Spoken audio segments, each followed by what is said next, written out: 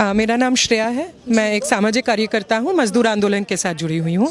आपने जिस तरीके से कहा सही, सरकार खामोश है, मगर बस सरकार खामोश नहीं है, ये भी साथ साथ में बोलना पड़ेगा कि इन अपराधियों को जो छोड़ा गया उसमें आरएसएस और बीजेपी का हाथ था, क्योंकि जो याचिका कोर्ट में दर्ज हुई थी कि इनको छोड़ दिया जाए ऑन गुड कंडक्ट के सवाल पे, उसमें कई ऐसे लोग उस कमेटी का पार्ट थे जो बीजेपी आरएसएस के क्लोज थे। तो उस याचिका को ही स्वीकार करते हुए कोर्ट ने इस तरीके के घिनौने हरकत करने वाले लोगों को छोड़ दिया, अपराधियों को छोड़ दिया।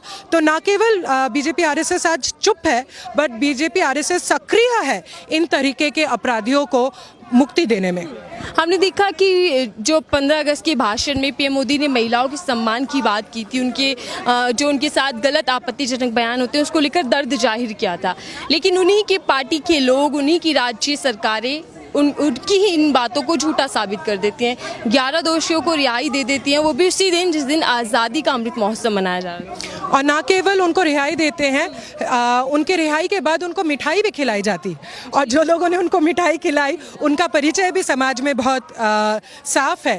तो वो हो सकता है कि लाल किले से इस तरीके की बात उन्होंने कही कि महिलाएं सुरक्षित महसूस करेंगी, इसके लिए वो सब कुछ करेंगे, मगर एक महिला हो के नाते मैं जब देखती हूँ कि बिल्किस बानो, ऐसी बहुत कम महिलाएं होती हैं जिनके साथ अपराध होता है और वो इतनी दूर तक उस लड़ाई को लड़ पाती हैं। ज़्यादातर महिलाएं हमारे देश में नहीं लड़ पाती, मगर जो ये लड़ाई लड़ी उसके बावजूद इस तरीके से उनके अपराधियों को छोड़ दिया गया।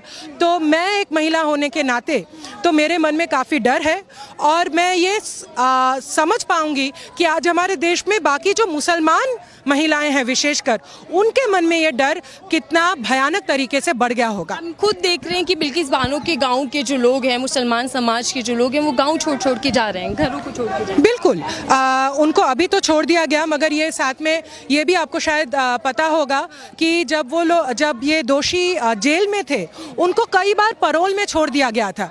वो लंबे लंबे समय में घरों में रहते थे, जबकि उनको कॉन्विक्ट के हिसाब से जेल में रहना चाहिए था। उस समय में भी उस गांव से बहुत सारे केस के विटनेसेस ने ये कोर्ट में याचिका डाली थी कि वो उनको इस तरीके से छूट मिलने से हमें डर लगता है, मगर तब उनकी बात सुनी गई, और अभी तो वो खुला घूम रहे हैं। तो बहुत स्वाभाविक बात है कि उस गांव के लोगों को डर लगेगा। मैं उस गांव से नहीं हूं, फिर भी मुझे अगर डर लगे, हर शहर में हर गांव के महिलाओं को आज डर लगेगा, मुसलमान महिलाओं को विशेषकर डर लगेगा। मैम, जो पिछले कई महीनों से सबसे बड़े मुद्दे थे, बेरोजगारी और महंगाई, जिससे जनता आज भी जूझ रही है, उन मुद्दों पर सरकार अभी तक खामोश है। और अगर संसद के भीतर कुछ कहा जाता तो कह दिया जाता कि महंगाई है ही नहीं।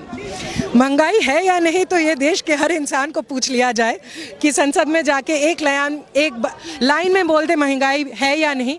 फलों के दाम और दाल चावल के ही दाम ले लीजिए, एसी फ्रिज छोड़ दीजिए, तो महंगाई हमारे देश में नहीं है, ये शायद सबसे बड़ा मजाक है। हाँ, मगर बड़ी बात है कि जो इतना आम बात हो गई है कि महंगाई आसमान छू रही है, उसको भी झुटला के हमारे प्रधानमंत्री आज भी हमारे देश के प्रधानमंत्री बने हुए हैं। ये बहुत आश्चर्यजनक बात है कि ये कैसे हो रहा है, और ये इसीलिए हो रहा है क्योंकि हमारे प्रधानमंत्री देश के लोगों के साथ एक घिनौना खेल खेल रहे हैं। हाँ, एक तरफ जनता सड़कों पर है, वहीं दूसरी तरफ पीएम मोदी जी गुजरात दौरे पर गए हुए हैं आज, और चुनावी सभाओं को संबोधित करने की पूरी चल रही तैयारियां। चुनाव भी नज़दीक है, गुजरात चुनाव नज़दीक है। उसके बाद तो हमारे देश में 2024 का चुनाव है ही। मतलब हमारे देश में अभी जनता को ये तय करना पड़ेगा। बीजेपी आरएसएस और हमारे प्रधानमंत्री क्या तय कर चुके हैं, वो तय कर चुके हैं, मगर जनता को तय करना पड़ेगा कि ये चुनाव हिंदू मुसलमान के सवाल पे किया जाए या ये चुनाव देश में बेरोजगारी और बढ़ती महंगाई पे किया जाए। ये सवाल का जवाब जनता को आज देना पड़ेगा। हम देखते हैं कि चुनावों से पहले जनता इन मुद्दों को उठाती है, इन मुद्दों पर बातें भी करती है, सवाल भी पूछते हैं, लेकिन जैसे जैसे चुनाव नज़दीक आते हैं वैसे वैसे जनता भटक जाती है। वो फिर धर्म के नाम पे या कुछ जो मुफ्त योजनाएं या सुविधाएं मिलती है उसके नाम पे वोट करती है।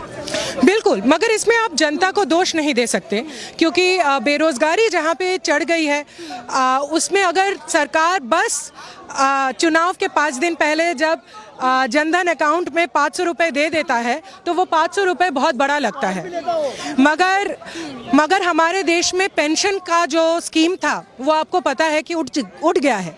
मुझे वो 500 रुपये अपने जनधन अकाउंट में नहीं चाहिए, मुझे महीने में 5,000 पेंशन चाहिए।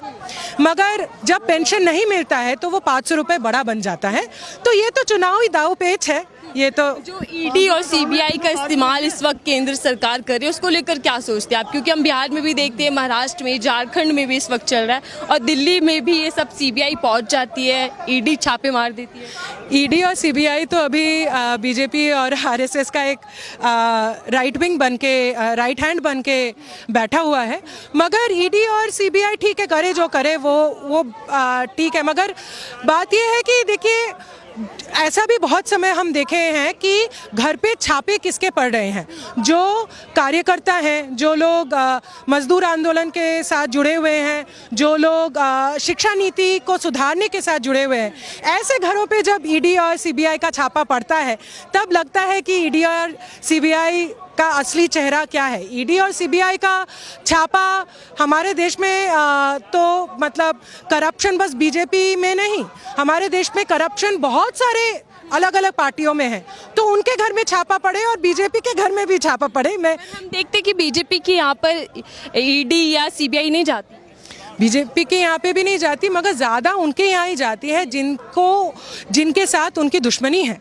बीजेपी और आरएसएस की जिनके साथ दुश्मनी है, जो कार्यकर्ता है, उनके घरों में जाके छापा मारती है। तो चुनाव के पहले ये अलग अलग दावपेच यूज़ हो रहे हैं, वो सबके सामने दिख रहा है। क्या हम कह सकते हैं कि केंद्र सरकार सीबीआई और ईडी जैसी जो ताकतें उनको मिली हुई हैं उसका गलत इस्तेमाल कर रही है? बिल्कुल, उनको जो ताकतें उनको मिली हैं उन सबका ही वो गलत इस्तेमाल करी है। सीबीआई और ईडी का एक तरीके का प्रयोग हो रहा है। बिल्किस बानो के केस में हमने देखा कि कोर्ट का एक तरीके का प्रयोग हो रहा है। उससे पहले हमने देखा कि मीडिया का एक बड़ा प्रयोग हुआ। तो अलग अलग ताकतें अलग अलग तरीके से जहाँ जहाँ वो अपना प्रभाव पैसे से या अपने बल से, जिनका मुंह पैसे से बंद नहीं हो सकता है उनको जेल में डाल के, और जिनका मुंह पैसे से बंद हो सकता है उनको पैसे से, या जिनका मुंह ईडी या सीबीआई का डर दिखा के बंद किया जा सकता है। बेसिकली बीजेपी आरएसएस अभी मुंह बंद करने का एक सरकार। फिलहाल अगर दिल्ली की सियासत की बात करें तो क्या कुछ कहना चाहेंगे उसको लेकर?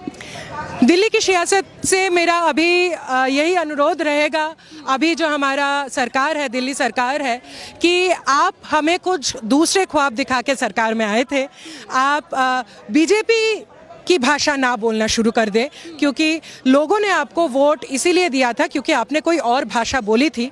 अगर आप वही भाषा बोले जो बीजेपी और आरएसएस की भाषा है तो लोग बीजेपी और आरएसएस को ही वोट देंगे, आपको नहीं देंगे। मेरा आपसे एक आखिरी सवाल होगा मैम, एक तरफ तो पीएम मोदी के खिलाफ सरकार के विरोध में सड़कों पर जनता की आवाज़ें उठ रही हैं, लेकिन फिर भी लोकप्रियता के मामले में पीएम मोदी हर किसी को पीछे पछाड़ रहे हैं। बिल्कुल, कि देखिए हमारे देश में लोकप्रिय होने के अलग अलग तरीके के टैक्टिक्स हैं। वो टैक्टिक्स अगर आप अपनाओगे तो एक तरीके की लोकप्रियता जाएगी भी, मगर ये सवाल भी करना है कि ये लोकप्रियता कितने करोड़ों रुपए से बनाई गई है। मतलब कितने करोड़ों रुपए का पीआर काम करता है उनको लोकप्रिय बनाने का, ये भी देखना चाहिए साथ साथ। बहुत बहुत धन्यवाद हमसे बात करने।